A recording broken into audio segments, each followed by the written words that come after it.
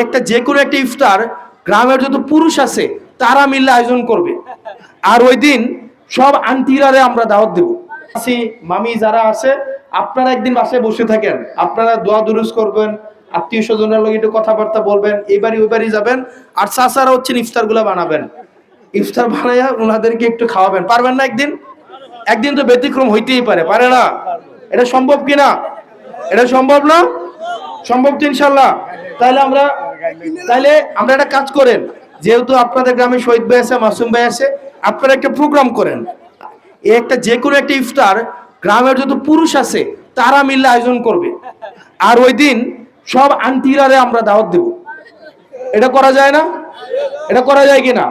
আপনারা তাইলে একটা বড় মাঠে বা মাদ্রাসায় গ্রামের যত এটার এটার পোলাপাইন আছে কারাগারে, এখানে ইয়াং পোলাপান, আপনারা এই উদ্যোগটা নেন।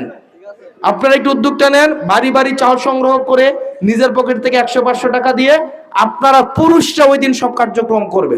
নিজেরা রান্না করুন, বাবুর্চি ভাড়া করবেন না।